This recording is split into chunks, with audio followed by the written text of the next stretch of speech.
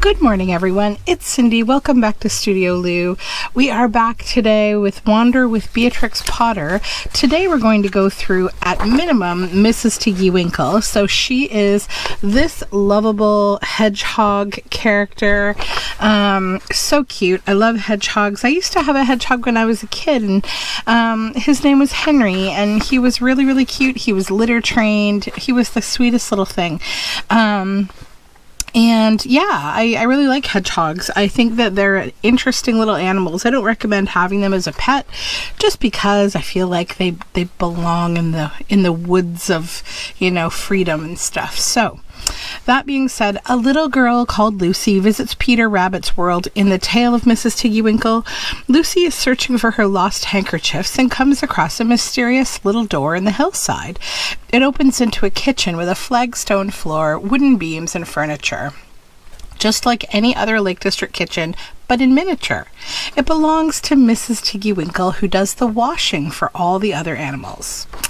Covered in prickles, Mrs. Tiggywinkle is very stout, short, and prickly. Beatrix told Norman Warren that her pet hedgehog, Mrs. Tiggy, was the model. So long as she can go to sleep on my knee, she is delighted. But if she is propped up on end for half an hour, she first begins to yawn pathetically, and then she does bite. Nevertheless, she is a dear person. Well, I mean, come on. This is, obviously of the time when people didn't quite understand that, you equate emotions, pain, fear, all those things to animals in the exact same way that you should with adults, children. Everybody and everything feels those things. So that's why it's important that in any media that we consume, that it be ethical, right? We don't want another Milo and Otis situation on our hands. So yeah, I can imagine that if she's being, propped up on end, that she will get tired and then she'll get angry. So yeah, not really that surprising. Studies of a Hedgehog's Head, presumably the tame Mrs. Tiggy's, 1904. Mrs. Tiggywinkle's home is somewhere high in the Cat Bells, which overlook Derwentwater to the east, Littletown and Newlands Valley to the west and southwest.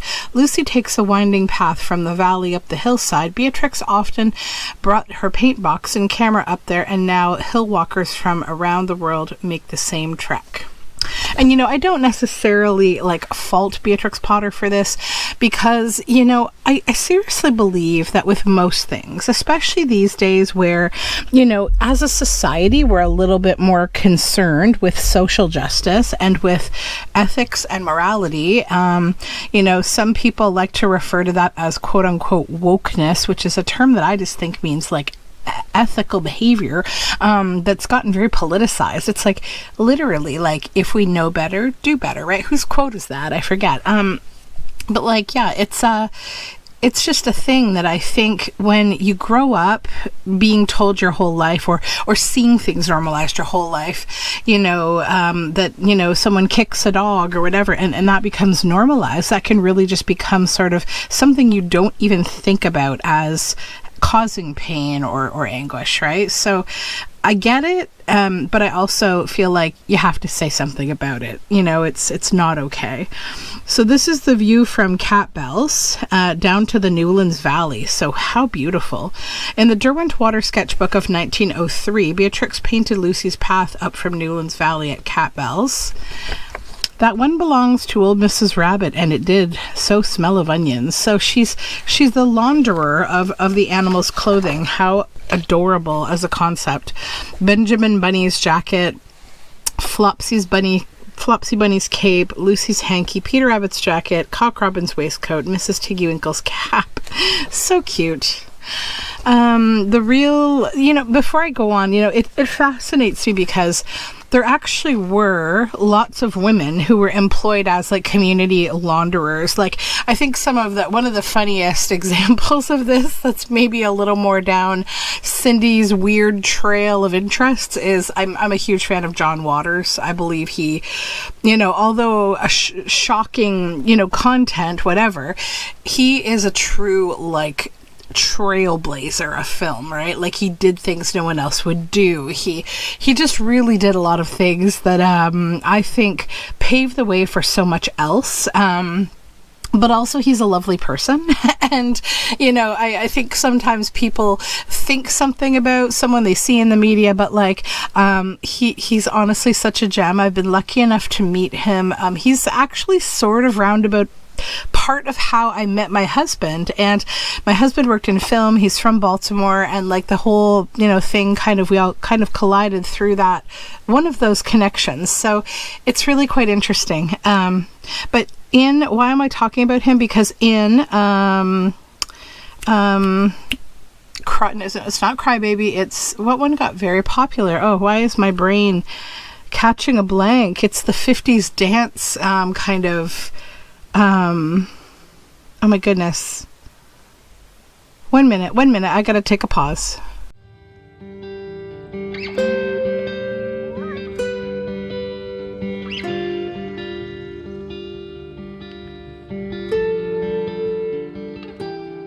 It just took me hitting the pause button. Hairspray. Goodness.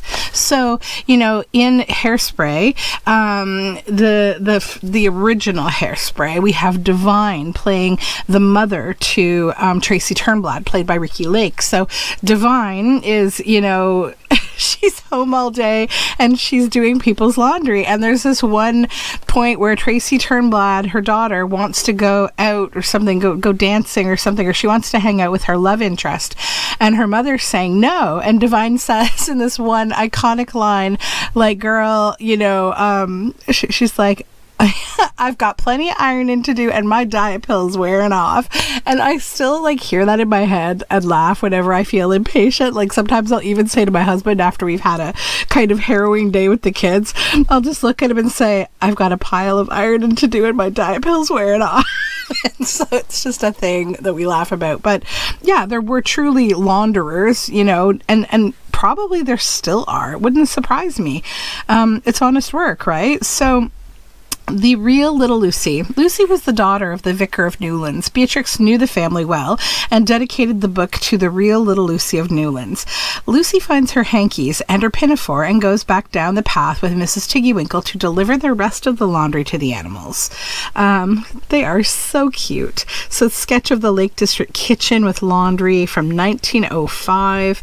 After the wash, Mrs. Tiggywinkle hangs up all kinds of sizes of clothes to air, including a very shrunken blue jacket belonging to Peter Rabbit, a real washerwoman. On vacation in Scotland, the Potters had their laundry done by Kitty MacDonald. She is a comical, round, little... one moment, I want to adjust my light a bit. We're a little dark.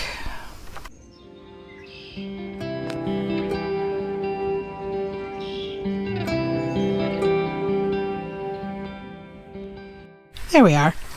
She's a comical, round, little old woman, as brown as a berry, Beatrix wrote in her journal in 1892, and wears a multitude of petticoats and a white mutch, a linen cap. 20 years later, Mrs. Tiggywinkle looked much the same. So, you know, that makes you wonder, right? Was when she says that she was as brown as a berry, you know, that sounds to me like probably staff or, you know, plantation type, you know, work. Hard to say, you know, not defined here, but not surprising. Just something to, I think about. Like all gentlemen of the time, Tom Titmouse was the most terrible particular and liked Mrs. Tiggywinkle to dip his best shirts in liquid starch after washing. The starch stiffened as the shirt was dried and ironed, which kept it wrinkle-free. I wonder if anyone starches their clothes anymore. I know that people still starch linens, like for tea service and that kind of thing. I know that is still done.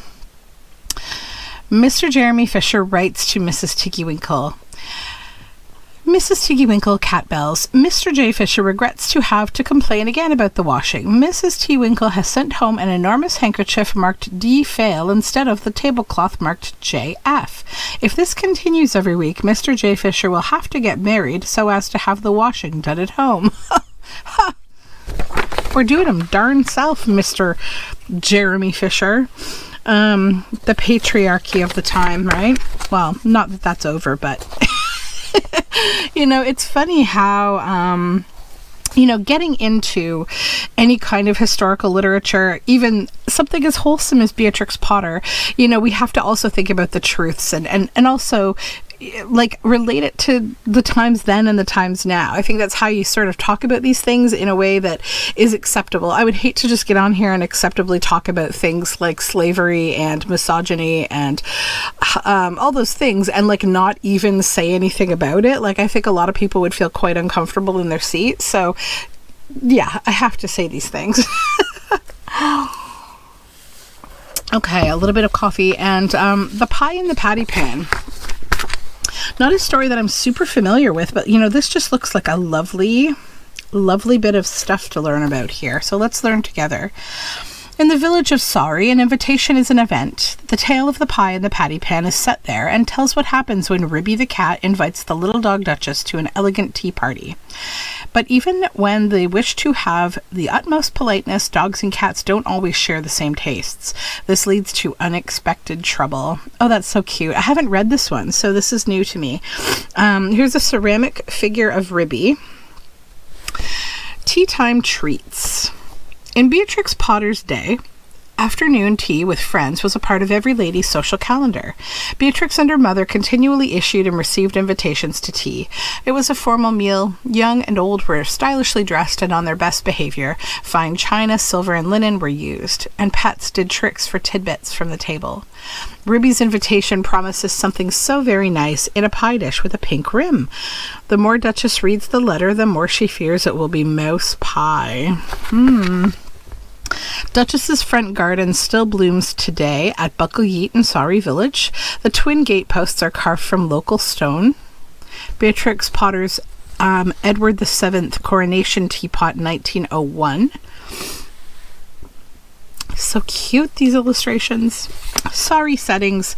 The new tale was longer than usual and needed more illustrations. Beatrix did some in color and some in black and white, which took less time.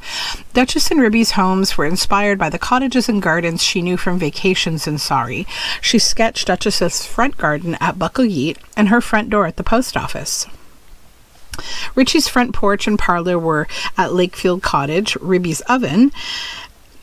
I said Richie and I meant to say Ribby. I'm sorry. I don't know why that happened. Ribby's oven, teapot, and water pump came from Beatrix Potter's own house at Hilltop.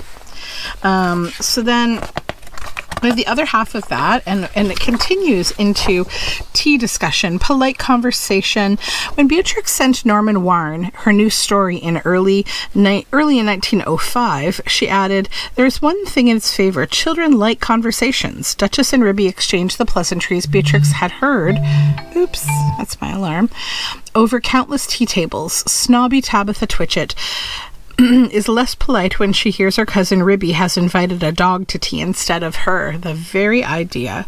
So here's Mrs. Rogerson with Middy, a descendant of Duchess in 1940. There were two models for Duchess. Duchess brushes her coat to look her best for tea. She is a pedigree Pomeranian with a fine ruff of fur. Beatrix knew two Poms in Sorry, owned by Mrs. Rogerson. Darky had a handsome black coat, but Duchess was more intelligent. Like her namesake, she could sit up and balance a sugar lump on her nose. Under an arch in Hawkshead, Ribby and Duchess happened to meet each other.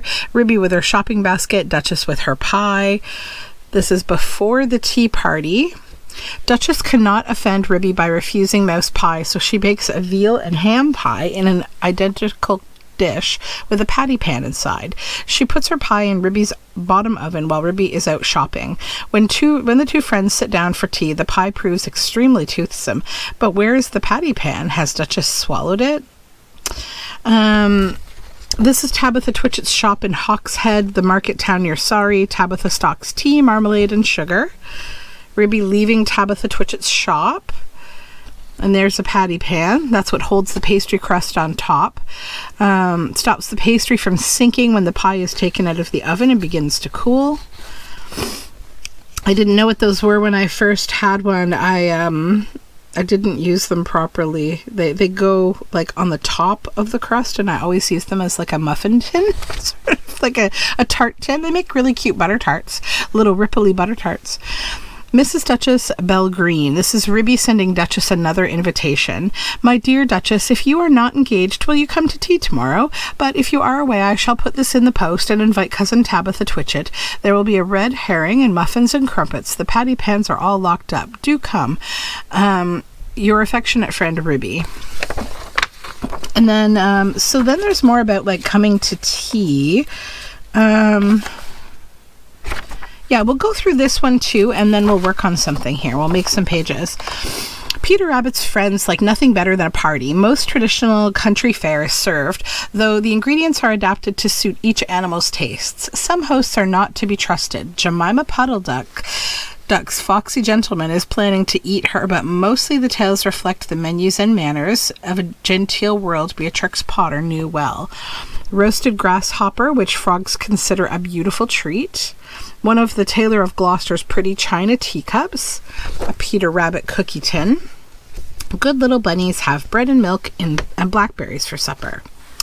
In the nursery, some of the tales hint at Beatrix Potter's childhood memories of mealtimes in her London nursery. When naughty Peter returns from Mr. McGregor's garden, his mother sends him to bed. Flopsy, Mopsy, and Cottontail, who are good little bunnies, put on their bibs and have bread and milk and blackberries for supper. Little Beatrix and her mother must have had similar treats. And this is a cake plate, circa 1850, for an elegant tea party. Sorry, I gotta get a little higher there. Beatrix Potter's father and his friends always dressed for dinner, as all gentlemen did, even on a fishing vacation. When Mr. Jeremy Fisher comes home after a bit of fishing, he invites two friends to dine on roasted grasshopper with ladybug sauce. Jeremy and Sir Isaac Newton wear their best waistcoats and cravats. Alderman Ptolemy Tortoise wears his chain of office. These are flowers and fruit cut to decorate the table for a 19th century dinner party. From the nursery onward, ladies entertain their friends with polite conversation for china and tea. It's funny how those things, you know, from so long ago, they still, like, they're still so penetrated into our culture nowadays. I think, you know, kids are still having tea parties. It's like still, you know, there's still Fisher Price tea sets. Like, it's sort of sweet in that way, like these old traditions carrying on. Beatrix loved the hearty country cooking at her grandmother's house in Herefordshire. Her parents' menus in London were more elaborate, with the sort of dishes the two bad mice find in the doll's house: red lobsters, ham, fish, a dessert, some pears and oranges. Beatrix identified with Timmy Willie, a country mouse. Faced with 8 courses at Johnny Town Mouse's dinner party, he pines for simple country food. So we have this photo here. In grand drawing rooms or humble parlors, a tea party was always a social event. Here we have Timmy Willie treating Johnny Town Mouse to herb pudding. I think these guys are so cute, especially little Timmy Willie. He's so cute. Ptolemy Tortoise's invitation to Mr. Jeremy Fisher. Mr. Jeremy Fisher, Pond House. Mr. Alderman Ptolemy Tortoise requests the pleasure of Mr. Jeremy Fisher's company of dinner on December 25th. There will be a snail. RSVP. Look at this cute illustration of the tortoise. You see that? For Beatrix Potter's society, all parties began with a formal written invitation. Her characters often send invitations in the tales in miniature letters to children, such as the 2 printed here. People like Tabitha Twitchett are always jealous of invitations to others, especially to a social inferior like Duchess. No one likes to be left out. Mr. Alderman Ptolemy Tortoise, Melon Pit, South Border. Mr. Jeremy Fisher accepts with pleasure Alderman P. Tortoise's kind invitation to dinner for December 25th. Mrs. Jackson the Toad visits Mrs. Tittlemouse uninvited, drips water onto her floors, and refuses to eat anything but honey. No wonder she doesn't invite him in for her spring cleaning party. Instead, she and her friends pass him acorn cups of honeydew through the window. Wait a minute. There are such a thing as spring cleaning parties? Does this mean people come over and clean your house in the springtime? Because I am signing up for that. Anyways, we'll get into Jeremy Fisher next time, I think, but we will use these pages and we will get back to work on our books. So we have lots to work with here, and I think we will do what we've been doing maybe. So we'll do some Mrs. Tiggywinkle, today, I think. And then this I will use, generally speaking, when I'm not on film, I'm not filming, I will put some bits and bobs in all the books about tea and tea parties. So let's decide here what we're going to use from each page and kind of make our piles of things. So I will obviously start by just cutting out my little Mrs. Tiggywinkle, because she's the center of it all. I'm going to grab the quote here, as well as some of this red and that hedgehog together. I'm not really that stuck on this illustration of the hedgehog. It's kind of not that well defined. I get a little picky about things. The Cat Bells sketch, I also don't really feel all that attached to. Then from this side, these are just little bits and bobs that I don't really think I will need. I'll take the woods here just because this is something I feel like I could probably put onto a pocket and it would look really cute. If I wanted to, I could also, you know, punch out some of these little things, but I have so much that I don't really need to be so picky. So that's pile number 1. And it is a littler pile. That's okay. We don't need everything to be, you know. So then I'm definitely going to take this laundry, and I may actually split this up between the two books. So I'll cut half and half. We'll give half to that book and half to this book. Clearly we need this. This is amazing. I want to make something with this. Probably a pocket.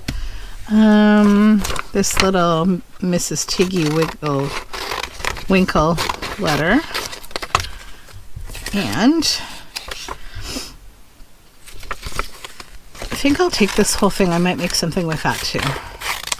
So let's just check what we have. Oh, and that's a great little scrap. We'll keep that in the tray for the other things that we'll make along with that. So let's just take a look at what we have for each book, because I might be able to share this with that book. 1, 2, 3, 4. 1, 2, 3, 4. Yeah, let's go 4 and 4. We'll share between the two books. So, oopsies, 1 second. Scissors, come back. There we go. Because my ruler is in the wrong spot, it tends to knock everything over.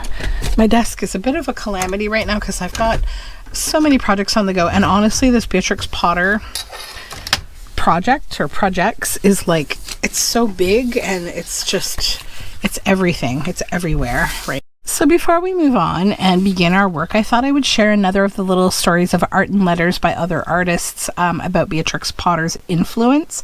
So this is David Ezra Stein and his amazing illustration of Mr. McGregor and Peter Rabbit and Benjamin Bunny. My son is a picky eater. If I want him to eat his mashed potatoes, I pretend to be Mr. McGregor from The Tale of Peter Rabbit. I flatten his potatoes into a sidewalk and, in a poor imitation of a Scottish accent, ask him to keep an eye on my new sidewalk for me for a while. Of course, as soon as I turn away, he mischievously snaps up a bite of potato. I feign outrage, but never realize who the culprit is, and he plays innocent. We go on like this until all the mashed potatoes are gone. It's so cute. McGregor also appears in another game with me in the villain's role, of course. My kids, 2 and 5, sneak into my garden, some pillows or a table or wherever we happen to be, and steal vegetables, only to have me shout "rabbits" and chase them back into their imaginary burrows. It's endlessly fun. They are filled with fear and daring, sneaking into the garden again and again. These games of chase and trickery and the desire to outsmart the oaf-like grown-up are quintessential to a child's outlook and development. As a writer, Beatrix Potter seems to have known well the child's heart, and along with her stunning artwork, her stories bring generations of children into her garden over and over again. I could not agree more. That is lovely. It's going to be a Peter Rabbit film this year, this summer, I believe. Okay, let's move all this Peter Rabbit and Beatrix Potter stuff out of the way for just a moment, so that we can get the first of the two scrapbooks, which we will start with volume 1. These are going to be quite large books. I know that much. Okay, so let's see what we need in here.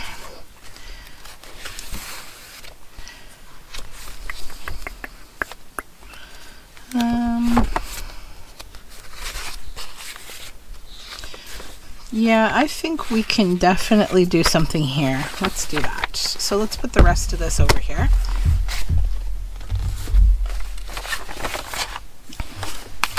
So I know in here we have something. I believe, yeah, we did this. This was the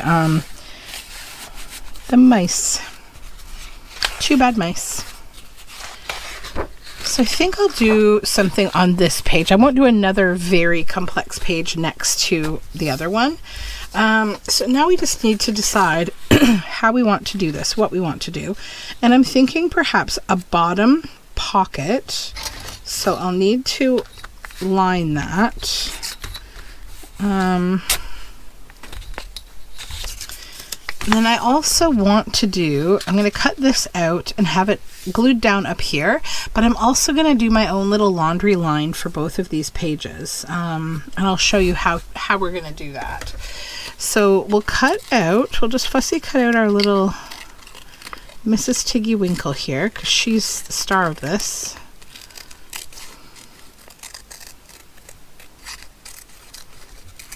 With her iron.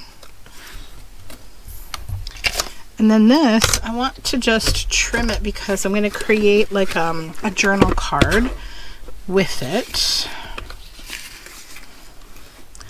Probably should trim this side first. This is an actual straight edge.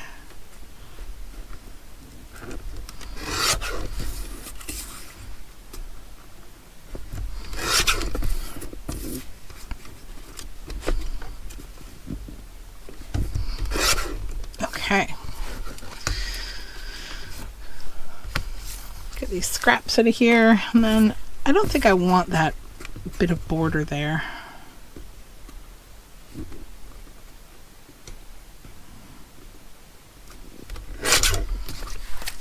Okay.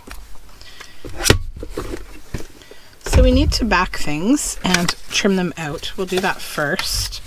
Set my ruler at the back here, and we'll just move this for now. Actually, I'll just take this. No, I'm not going to take the page out. I'm going to leave it like that. We'll just set it to the side.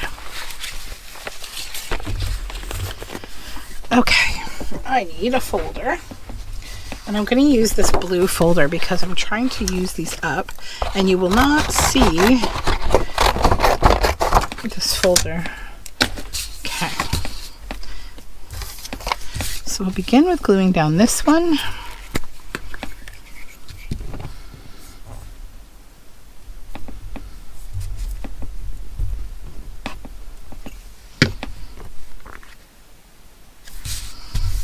There we go.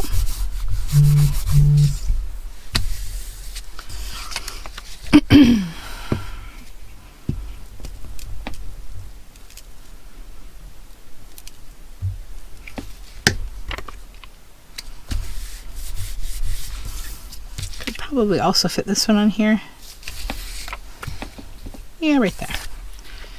I'm okay with that one being backed. Oh, that's so cute. I hate to lose that little puppy. I like that. Oh, it's okay though. This is a Mrs. Tiggywinkle page. We need to... Such a cute illustration though. That's the hardest part, I think, about doing a project with this book, is that it's so beautiful that I struggle a little bit. Okay, let's get that cut out. And then because this will be a pocket, I will trim there.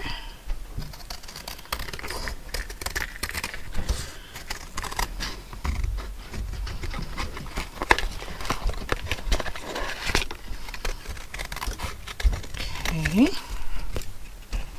straighten this up.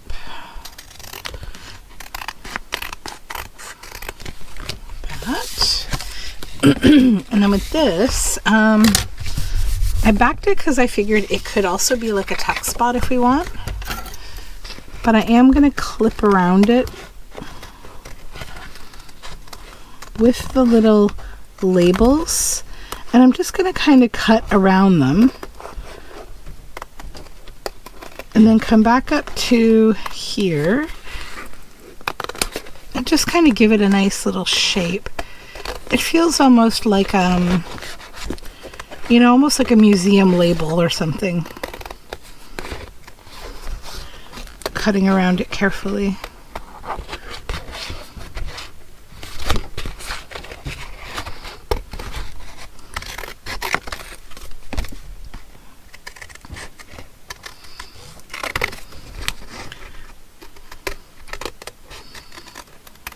And then the top will keep straight.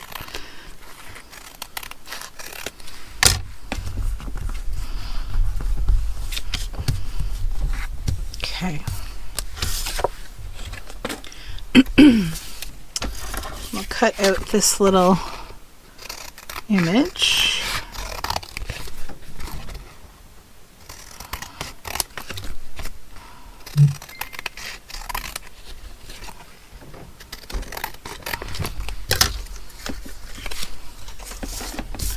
Okay.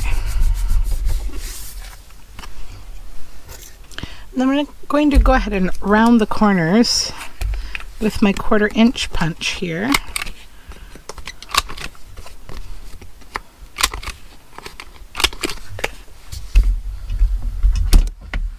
Okay, and then I need my ink. Just going to ink around the edge.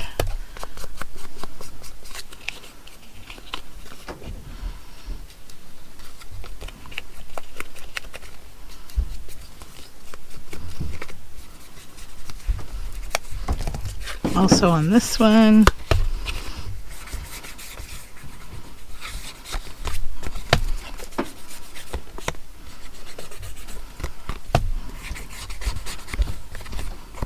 Okay.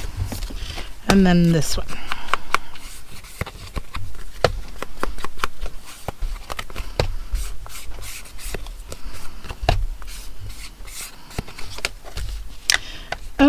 Okay, so now I'm going to get the things ready to make the clothesline.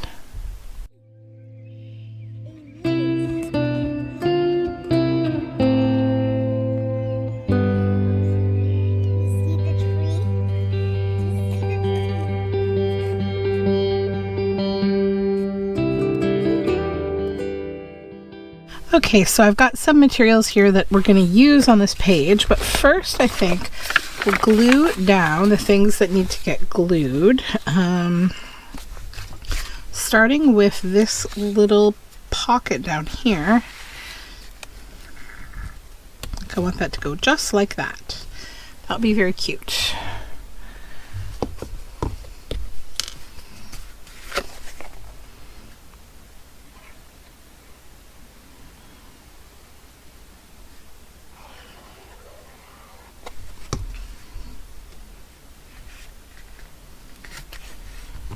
Okay.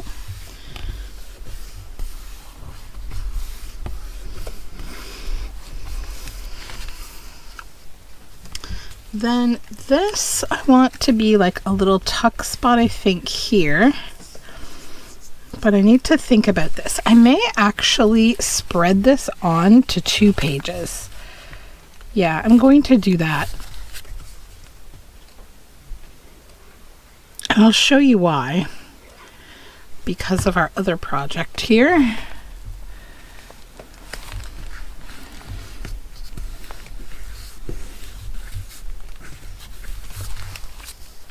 So then this can just kind of tuck in here, I think.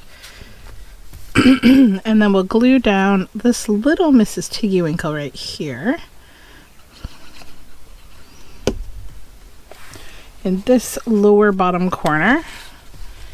Just move over so you can see this is kind of a big page. Now we need to make this laundry line.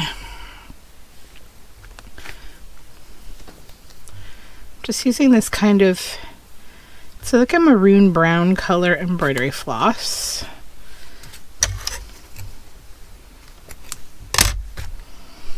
So then we're going to make a knot that is probably 3 knots.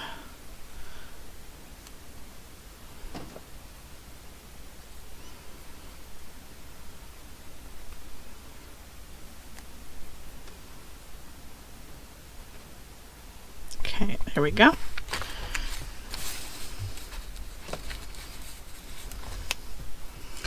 And then I need just 2 little, I have this like natural kind of mulberry paper, and what I want to do is just use it for strength because it's a good sturdy paper. And I'm going to stitch through the front of it here so our knot gets trapped right there, because I don't want to impact the paper. Like I don't want to stitch right through the paper. I want to have this all be on this one side so we're not poking any holes in our paper. So that'll go here. Then I'm going to grab my fabric scraplets here. Just got to get a handful of them right here. These are just like little cut pieces of fabric. And what we'll do is just cut them into neat little bits here.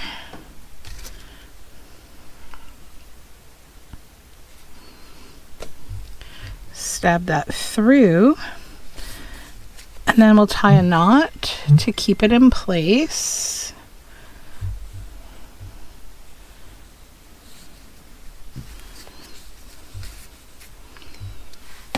I need to slide that down again a little more. There we go.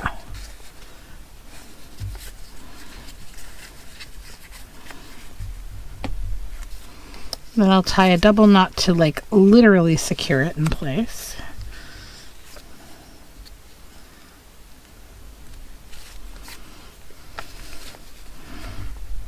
Okay, then we'll move on to the next bit.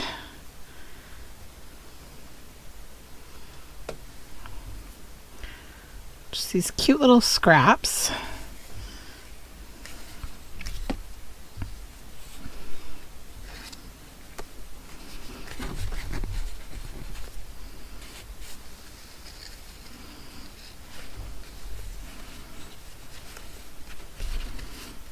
Let's try to keep them about like, you know, a 1/2 inch to 1 inch apart, depending on how you want it to look.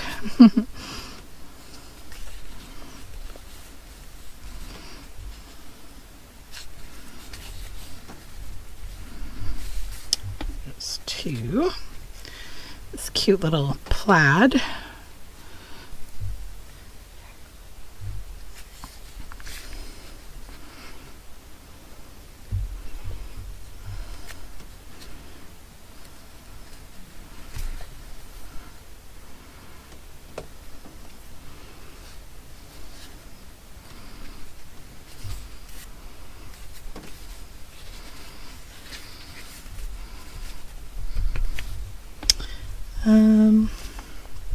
We have a bit of lace here.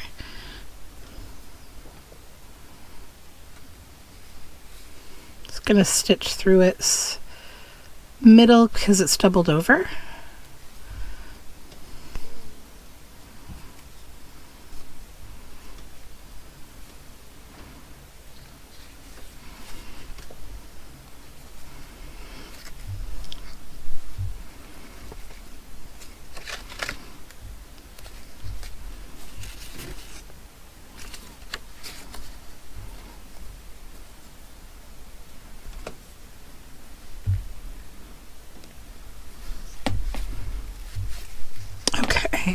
Excuse me. Okay, that's good, I think, for the laundry line. So then I just need to rethread my needle here, and then I need my other little circle that I popped out, which should be around here somewhere. There it is. And we will gather through the middle here, just poke through the middle, and then have your laundry line sort of hanging how you want, about right like that. I want a little slack on it, like I don't want it to be a super tight, but I want a little slack. Then we can go ahead and glue this down first.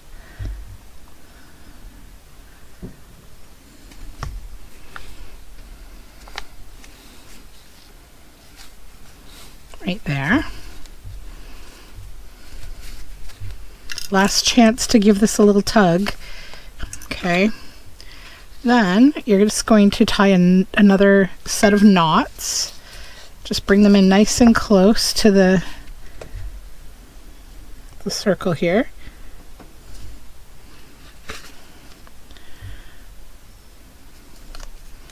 I'm going to do 3 again.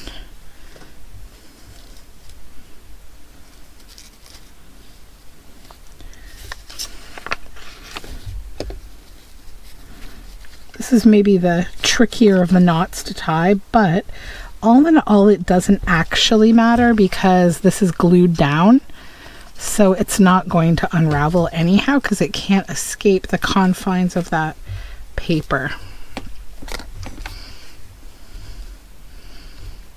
Okay.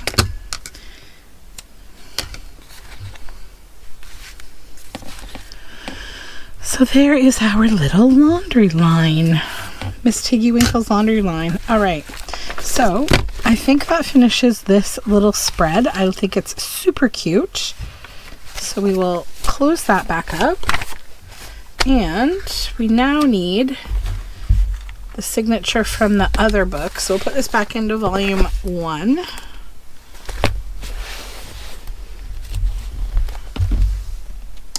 Volume 2. Are we still in this particular chapter?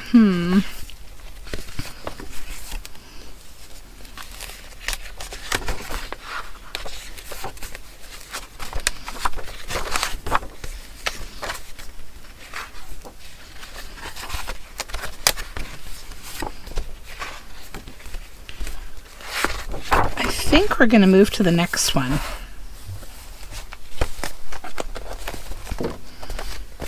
This signature here.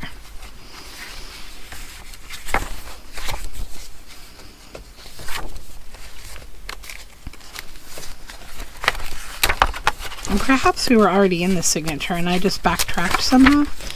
It appears that way because I've got some of these pages.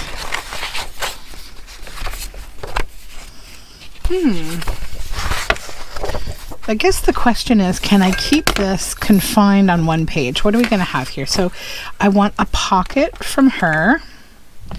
I want this to be, I think, a journal card. We're going to do the same kind of laundry line at the top.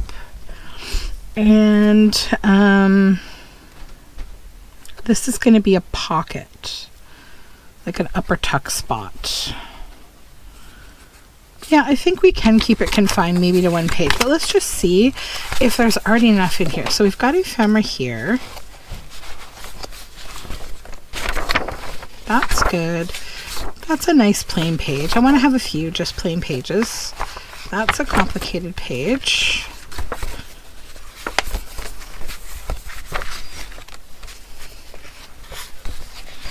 Yeah, we've already got quite a lot going on here, but it might be good here actually, and that would kind of finish up the page, so, or this particular signature. So let's do one more sort of scrapbooky page for this.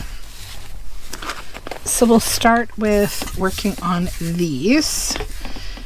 I need paper.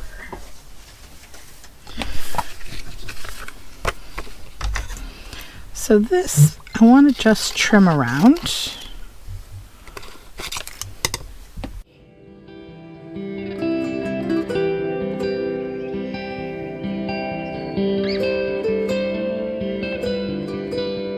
So let's start backing these to get everything ready here for this.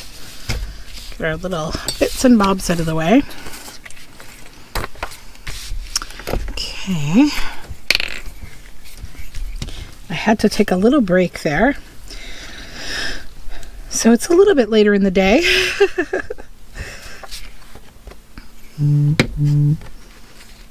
Okay. Now, this one, I think we'll do a little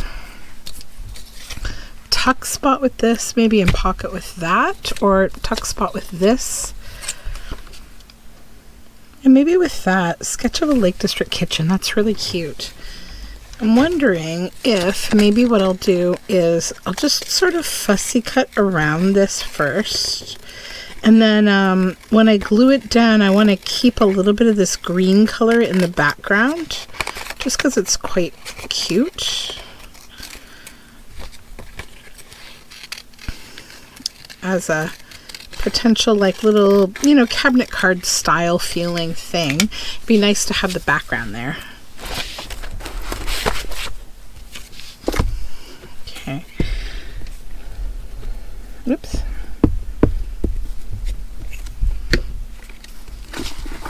So we can't have any markings under there. I just need just the green. This one we can cover up that Grandin toy logo with.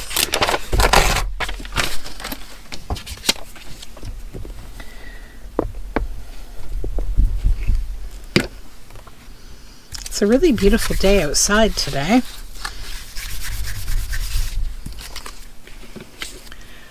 Spring is always a time when I don't feel like doing any work. I want to just be outside, but I have so much work to do, unfortunately. Work has been wild lately. I don't know. Okay. So now we will cut these out.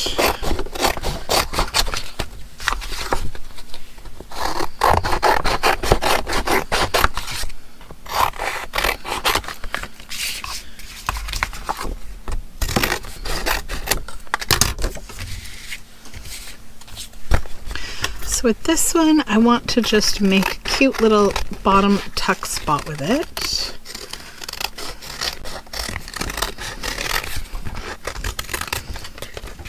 So we'll straighten out that edge.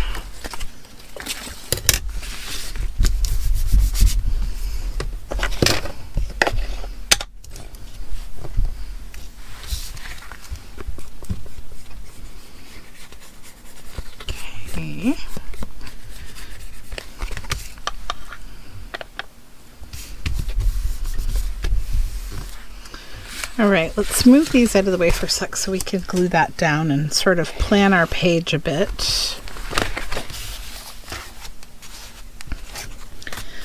So I can choose to keep that Mrs. Tittlemouse image, or I can cover it. Doesn't really matter either way. I think I might keep it. There's no reason not to. So maybe we'll have this pocket here. And we can spread this again onto 2 pages if we want to. I don't think there's any real issue there either. Just going to ink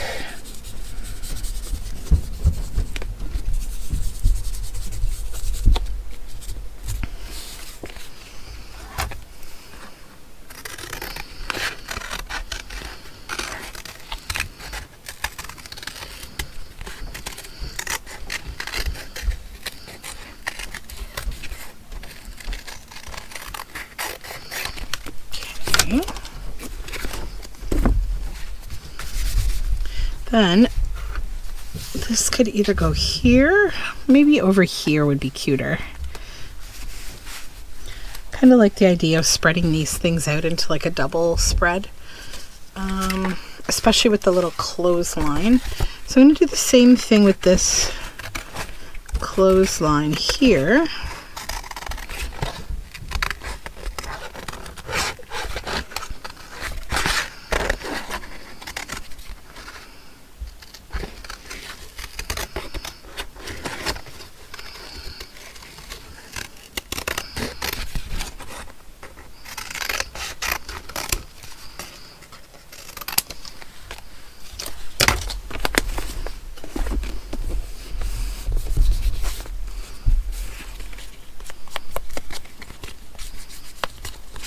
do a gentle ink on there.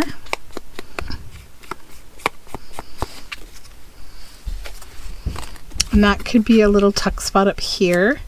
And then we'll do that clothesline maybe like that.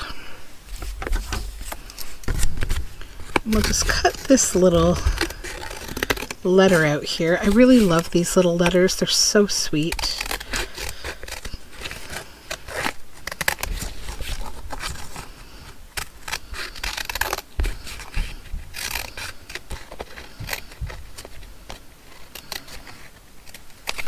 Okay.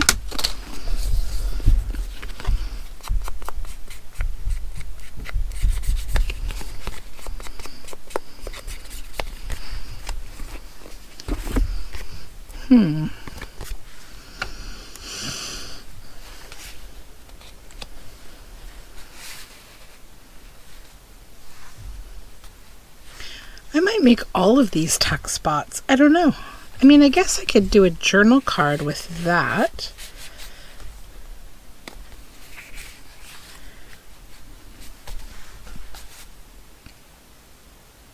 Tough decision. They all make really nice, like, tucks. I think I will make them all tuck spots. I'm okay with that. Okay, I need, where's Van Gogh's ear? Here it is. Gotta unplug our glue bottle. I need to refill this glue. Goodness. Okay, which side do we want to put this on?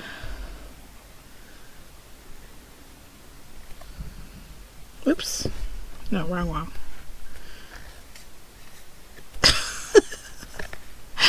Can you tell I'm a little distracted for some reason? I don't know why. I just had a really good meeting and I'm thinking about it.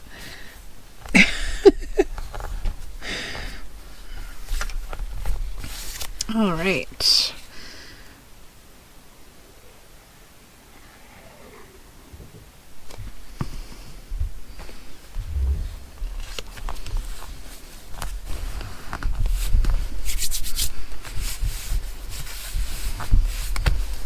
Okay.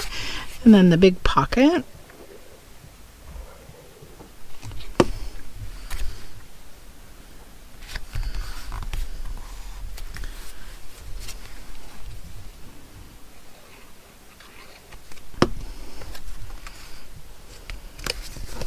Upper tuck spot. Nice busy little pages. Okay, so let's make the clothesline for this.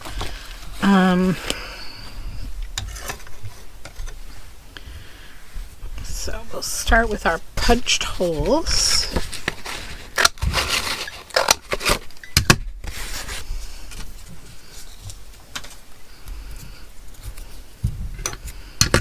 And I've got my needle over here. How long is this? This might be long enough. Yeah, it is. So I don't need that right now. So we'll tie our knots.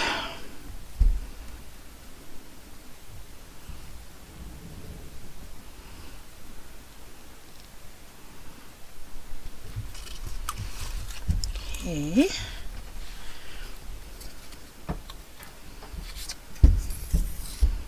Poke that through. Get our glue. I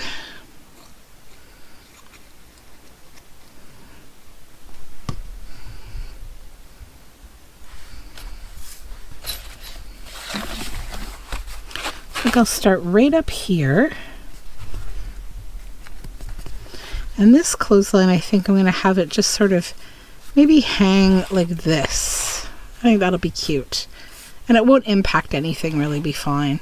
Just going to set these papers over to the side for a second though, so we can just kind of lay this down and not have the aggravation of everything falling everywhere. Put this away. It's nice when I get in the groove of putting things back as I'm going, because then I'm not like jammed with all this stuff in my way. So there's a little piece of satin. That can go right there, I think.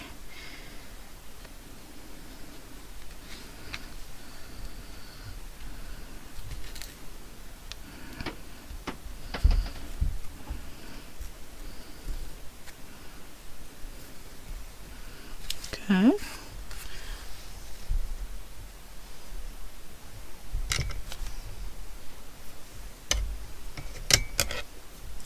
Get a little bit of this blue polka dot.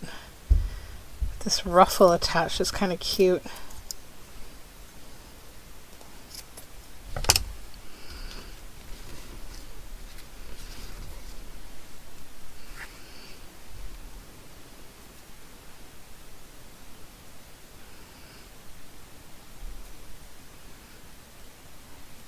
Okay.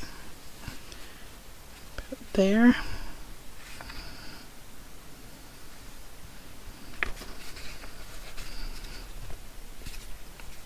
This reminds me of a project that I did when I made the Howl's Moving Castle journal, and I created the little laundry lines that hung on the outside of the castle. I did it on the cover of the book, I think. If I remember correctly, it's been a while since I made that fun book. I really loved doing the Howl's Moving Castle journal. It was a fun one.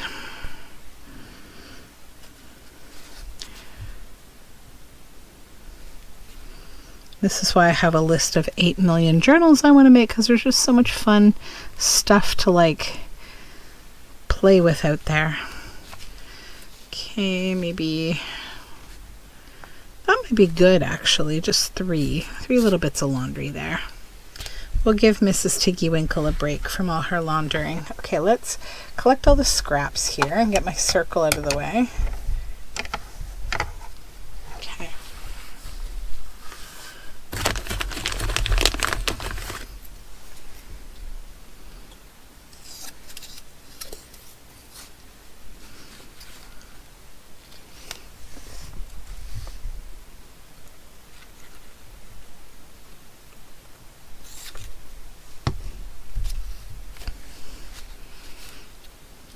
Keep this a little bit taut. Stick that down. Get rid of my needle because we don't need it.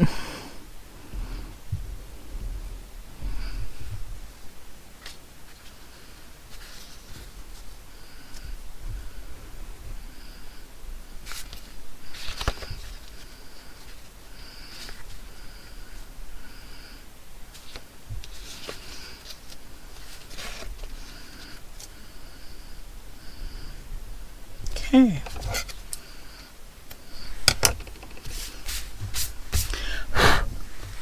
There we go.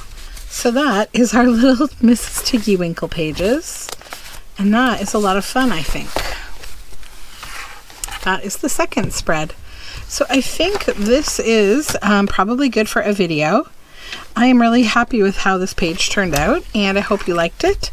I will see you next time for a little bit more Beatrix Potter. We're going to be wrapping this up soon, if you can't believe it. Like we're getting most of the way there. I'm sort of debating on how many more of these videos I want to do. I really like them. I also really want to finish the books, but like I don't want you to miss out on too much Beatrix Potter goodness, because there's so many fun stories to tell with this lovely life that Beatrix Potter had. So until next time, take care of you, and we'll talk soon. Bye.